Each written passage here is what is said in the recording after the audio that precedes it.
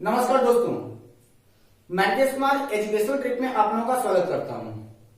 दोस्तों, हम लोग अभी तक बात कर रहे थे पर्यावरण शिक्षण से संबंधित कुछ महत्वपूर्ण कहानियों की, जिनमें से 20 कहानियों के बारे में हमने पहले भी चर्चा की हुई है।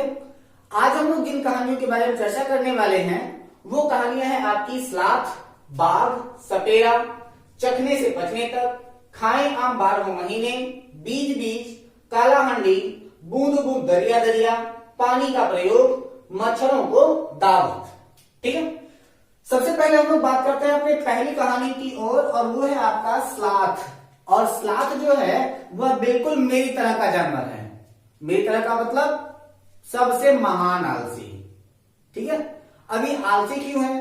तो ये इतना बड़ा आलसी है कि ये भालू की तरह दिखाई देने वाला जानवर है, जो कि पेड़ पर रहता है और पेड़ की पत्तियों को खाता है। ठीक है, यह पूरे जीवन काल में 8 पेड़ तक की यात्रा करता है।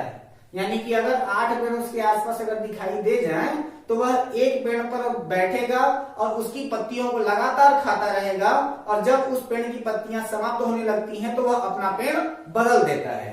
ठीक है, तो वह करता क्या है, अपना पेड़ बदल देता है, और हफ्ते में केवल एक बार वो शौच करने के लिए पेड़ से नीचे उतरता है, और पेड़ पर उल्टा लटक करके वो 17 से 18 घंटे तक सोता रहता है।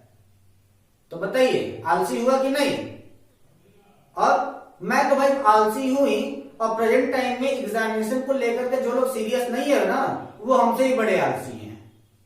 चलिए, अच्छा, इसके बाद आपका अगली कहानी आती है, वो है आपका बाघ।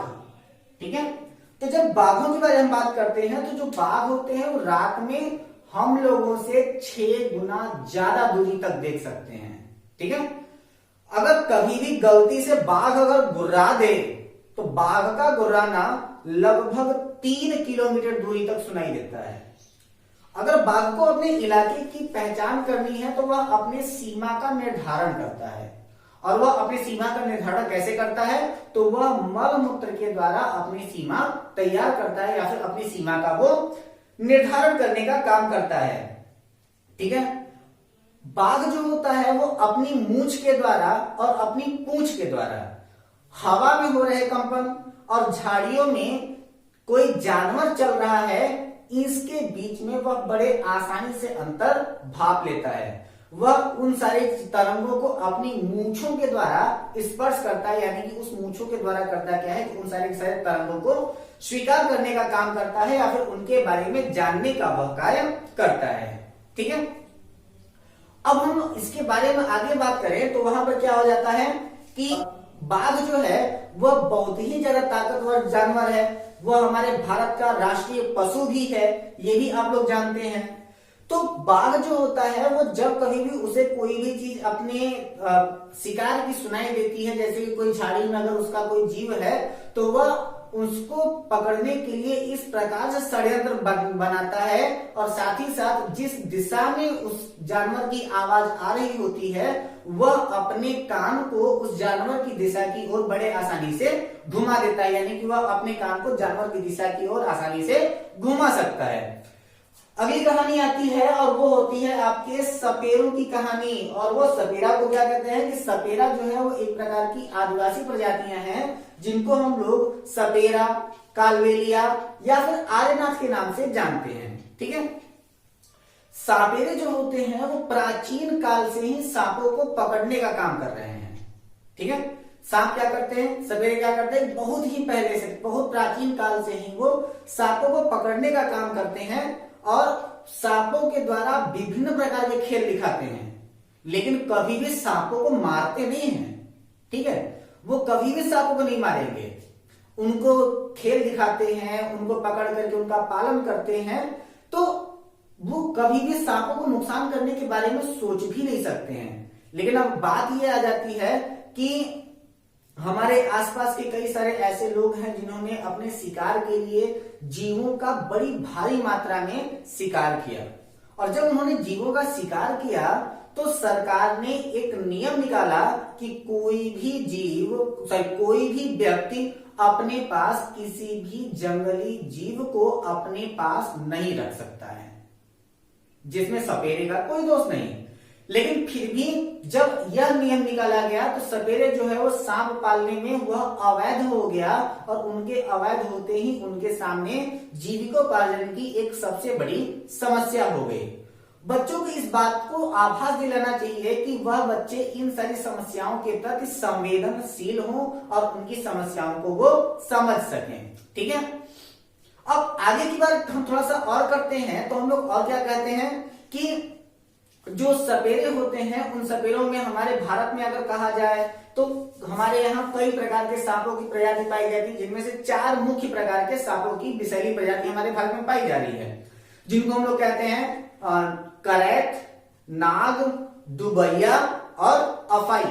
यह 4 प्रकार के सांपों की तो जो किस्में हैं वो हमारे भारत में पाई जाती हैं। ठीक है, सांप जो होते हैं वो धरातल में होने वाले कंपन और ध्वन में होने वाले कंपन में को भापता है, क्योंकि सांप के कान नहीं होते, वो इस चीज को सुन नहीं सकता है। तो वो क्या करता है कि हवा में होने वाले कंपन और धरातल में होने वाले कंपनों को भापता रहता है। ठीक है, जब कभी भी सांप किसी को काट लेता है तो सांप के ही जहर से उसका एंटीडोज बनाया जाता है, जिसे हम लोग सीरम के नाम से जानते हैं। तो जब कभी भी किसी को सांप काट लेता है तो उसी का एंटीडोज सीरम के रूप में उसको दिया जाता है। अब सीरम किस प्रकार से तैयार किया जाता है, इसे जानने के लिए आप लोग हमारा वह पार्ट जिसमें हमने ब्लड के बारे में बताया था, जो वीडियो अपलोड किया है, तो आप उसको जरूर देखें। हम उसमें बताया गया है कि किस प्रकार से रक्त का निर्माण सीरम का निर्माण किस प्रकार से किया जाता है। ठीक है, हमारे यहाँ जो होता है कि हांगकांग नाम का एक देश है, तो सांपों से विभिन्न प्रकार के व्यंजन भी बनाए जाते हैं। तो हांगकांग नाम का एक देश है, वहां पर सांपों से विभिन्न प्रकार के व्यंजनों को बनाया जाता है और उन व्यंजनों को लिंग नू फिंग के नाम से जाना जाता है। ठीक है, इसके बाद है आपकी अगली कहानी, और वो कहानी है चखने से पचने तक। ठीक है, तो जब चखने से पचने तक की कहानी का बात आती है तो आपके लिए सबसे ज्यादा इंपॉर्टेंट हो जाता है हमारा पाचन तंत्र भाग 1 देखना, जिसमें हमने मुख के बारे में कुछ विशेष संरचनाओं के बारे में हमने बता रखा है। अब वहां पर हमने बताया क्या है कि जीभ का जो अग्रभाग है होता है, तो जीभ के अग्रभाग से हमें मीठे स्वाद का आभास होता है। जीभ के मध्य भाग से हमें कैसा स्वाद आता है, तो नमकीन स्वाद का आभास आता है। दोनों किनारे भाग से जो हमको स्वाद का आभास होता है वो खट्टे स्वाद का आभास होता है, और अंतिम भाग से जो होता है वो कड़वे स्वाद का आभास हमें मिलता रहता है। ठीक है, अब यहाँ पर जो होता है कि हमारे जो पेट होते हैं, हमारा जो आमाशय होता है, उसमें एक विशेष प्रकार के पाचक रस निकलता है, जिसे जठर रस के नाम से जाना जाता है।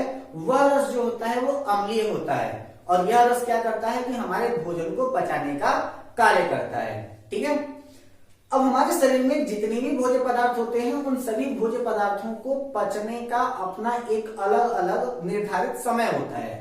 जैसे कि अगर हम कभी भी कच्चा दूध पी लें तो कच्चा दूध को पचने में हमारे शरीर में लगभग जो समय लगेगा, लगभग 2 घंटे 15 मिनट का समय लगता है। जबकि उबला हुआ अगर दूध हो तो उस उबले हुए दूध को पचने में लगभग 2 घंटे का समय लगता है। जबकि इसी के विपरीत अगर हम कच्चा अंडा खाते हैं तो कच्चा अंडा को पचने में हमारे शरीर में लगभग 7.5 मिनट का समय लगता है, जबकि उबला हुआ अंडा हमारे शरीर में लगभग 3.5 मिनट में ही पच जाता है। ठीक है, अब आपकी अगली कहानी है वो है खाए आम 12 महीने। और ये जो आपके खाए आम 12 महीने की कहानी है, यह भोजन के संरक्षण से लेकर के संरक्षण के बारे में बताई गई है, कि यानी कि किस तरीके से किसान जो होता है वो लंबे समय तक अनाजों को अपने पास में संग्रह करके रखता है। तो जैसे अगर आपसे आम इसी प्रश्न की बात कर लें कि खाएं आम 12 महीने, अगर हमारी इच्छा 12 महीने आम खाने की हो तो हमें क्या करना चाहिए? तो हमें क्या करना चाहिए कि आम का अमावट डालना चाहिए या फिर आम का अचार डालना चाहिए, जिसके द्वारा हम लोग करते क्या है कि आम को लंबे समय तक हम लोग खा सकते हैं। ठीक, तो अगर हम इसी की बात करें तो हमारे यहाँ भोजन को संरक्षित रखने के लिए अलग अलग प्रकार की विधियां अपनाई जाती हैं। जैसे कि जब जो खाने की वस्तुएं हैं उनको लंबे समय तक सुरक्षित रखने के लिए वहां पर कई तरीके के चीजें अपनाई जाती हैं। जैसे कि होता क्या है कि नमी को हटाने के लिए धूप में सुखाते हैं, गर्म करते हैं, तलते हैं, भूनते हैं, छानते हैं, आदि विधियों का हम लोग उपयोग करते हैं। जबकि कुछ वस्तुओं को जो होता है वो कम तापमान पर रखा जाता है ताकि उसमें कोई भी बैक्टीरिया या फिर कोई भी जीवाणु उत्पन्न ना होने पाए।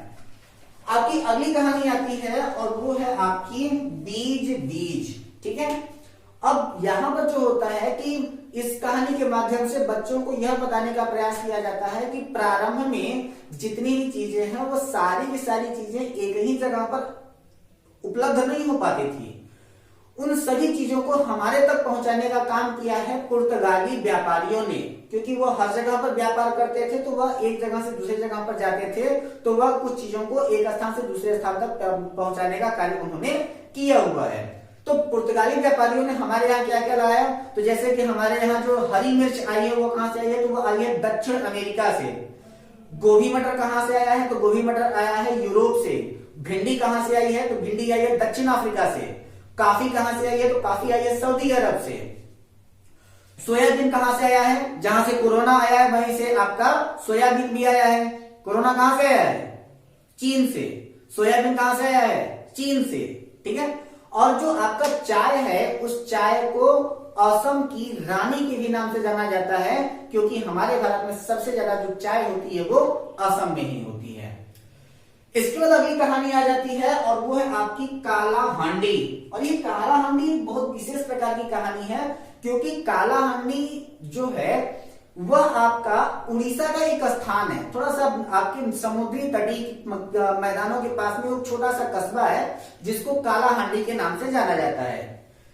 यह जो स्थान है वह चावल उत्पादन के लिए प्रसिद्ध है, यानी कि वह जो है बहुत ज्यादा मात्रा में वहां पर चावल होता है। लेकिन वहां पर रहने वाली जो जातियां हैं वो आज भी कृषक मजदूर हैं, और उनकी स्थिति ये हो जाती है कि उनको लगभग 6 महीने तक तो रोजगार मिलता है, बाकी का जो 6 महीना होता है वह जंगलों के उत्पाद या फिर जंगलों से फल फूल खा करके ही वो अपने जीवन को बिताने का कार्य करते हैं।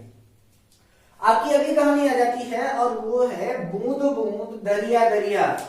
यह जो आपकी कहानी बूंद बूंद दरिया दरिया है वह रेगिस्तानी क्षेत्रों में पानी की समस्या को बताने के बारे में उपयोग में लाई गई है। जैसे कि अगर कहा जाए कि अल-बरूनी जो है वो एक बहुत बड़ा दार्शनिक था और एक लेखक भी था उसमें वो, तो अल-बरूनी जो है वो एक रेगिस्तानी प्रदेश का रहने वाला था जिसका नाम है उज्बेकिस्तान। तो अल-बरूनी जो है वो उज्बेकिस्तान का निवासी था जो कि एक रेगिस्तानी प्रदेश है। अब उस रेगिस्तानी प्रदेश में पानी के लिए एक बहुत ही बड़ी और एक बहुत ही गहरी दरिया का निर्माण किया जाता है, जिसमें उतरने के लिए लोहे की सीढ़ियां लगी होती हैं। ठीक है, आपकी अगली कहानी है वो है आपके पानी का प्रयोग। यह जो आपके पानी का प्रयोग है, इस पानी के प्रयोग के बारे में हम लोग देखते क्या है कि यह जो है आर्किमिडीज के सिद्धांत यानी कि उत्प्लावन बल के सिद्धांत पर कार्य करती है। इस उत्प्लावन बल में घनत्व के आधार पर कार्य किया जाता है। जैसे कि अगर मान लिया जाए कि जब कभी भी किसी भी वस्तु का घनत्व पानी के घनत्व से अधिक होगा तो उस समय में जो वस्तु है वो पानी में डूब जाएगी, और जब पानी का घनत्व अधिक होगा वस्तु का घनत्व कम होगा तो वह जो होगी वह उसके ऊपर तैरती रहेगी, यानी कि वस्तु जो होगा वो पानी के ऊपर तैरती रहेगी। इसके साथ साथ अगर ये देखा जाए तो पानी में जो उसका घनत्व होता है वह लवणता के ऊपर, यानी कि उसके अंदर जो सॉल्टिफिकेशन पाया जाता है उस लवणता के ऊपर भी वह निर्भर करता है। और इस लवणता की परिभाषा ये होती है कि जितना ज्यादा लवणता होगी पानी उतने उतना ही ज्यादा घनत्व होगा। तो सबसे ज्यादा लवणता वाले जल की बात किया जाए तो वह दो है, एक है आपका जॉर्डन का अमृत सागर और तुर्की की वान झील। जॉर्डन का सागर और तुर्की की वान झील की लवणता लगभग 300 ग्राम है, यानी कि वो ज्यादा है। 300 ग्राम पानी, 300 ग्राम नमक 1 लीटर पानी में, ये बहुत ही ज्यादा मात्रा हो जाती है। तो अगर इतना ज्यादा घनत्व अगर किसी का पानी का है, इतनी ज्यादा अगर लवणता है, तो इस पानी में अगर किसी भी व्यक्ति को फ्लैट सुला दिया जाए तो वह आदमी उस पानी में डूबेगा नहीं। ठीक है, वह फ्लैट उसी के ऊपर तैरता रहेगा। अगली बात हम लोग करें तो यहां पर होता क्या है कि सन 1930 में यानी कि 1930 में गांधी जी ने नमक कानून के खिलाफ एक यात्रा की थी जिसे हम लोग दांडी नमक यात्रा के ही नाम से जानते हैं। जब अंग्रेजों ने यह कहा कि कोई भी व्यक्ति जो है वो नमक का उत्पादन नहीं कर सकता, तो गांधी जी ने कहा कि नमक जो है वो एक प्राकृतिक चीज है, इसे बनाने का अधिकार प्रत्येक व्यक्ति को होना चाहिए। और उन्होंने दांडी तक की यात्रा 1930 में करके उन्होंने नमक कानून को तोड़ा था। ठीक, इसके बाद आपकी अगली कहानी आ जाती है और वो है आपकी मच्छरों को दावत। और मच्छरों को दावत का मतलब क्या है, मैंने आपको इसके पहले भी बता दिया था जानवरों की विशेषता में कि मच्छर जो होते हैं वो मनुष्य के शरीर की गंध से किसी भी व्यक्ति को पहचान लेते हैं। तो कुछ ऐसे मच्छर होते हैं जो गंदे पानी में उत्पन्न होते हैं, जैसे कि मलेरिया का मच्छर, क्या नाम उसका, मादा एनाफिलीज। कुछ ऐसे भी मच्छर हैं जो साफ पानी में उत्पन्न होते हैं, क्या नाम है उसका, डेंगू मच्छर। डेंगू मच्छर कहां पर होता है, साफ पानी में पाया जाता है। जो मलेरिया की दवा है और मलेरिया है उसको खोजने का श्रेय जो है वो रोनाल्ड रॉस को जाता है। जो मलेरिया है वो मादा एनाफिलीज के काटने से होता है, जिसकी पहचान जो होती है, यानी कि मलेरिया रोग की पहचान जो होती है वह रक्त में लार्वा के रूप में की जाती है। अगर पानी में हम मिट्टी का तेल डाल दें तो मच्छरों के अंडों का ऑक्सीजन के साथ जो होता है वो संपर्क कट जाता है, जिसकी वजह से उनकी प्रजनन क्षमता जो होती है वो रुक जाती है। ये आपकी आगे की 30 कहानियां थी। हम आशा करते हैं आपको यह वीडियो पसंद आई होगी। यदि आपको हमारी यह वीडियो पसंद आई हो तो लाइक करें और अपनी राय हमारे कमेंट बॉक्स में देना ना भूलें। यदि आप हमारे इस चैनल पर नए हैं तो हमारे इस चैनल को सब्सक्राइब करें तथा बेल आइकन दबाना ना भूलें। हमारी इस वीडियो को अपने ज्यादा से ज्यादा दोस्तों को, ज्यादा से ज्यादा तैयारी करने वालों को शेयर करें। साथ ही साथ घर पे रहें, हंसते रहें, मुस्कुराते रहें, अपना और अपनों का ख्याल रखें। धन्यवाद।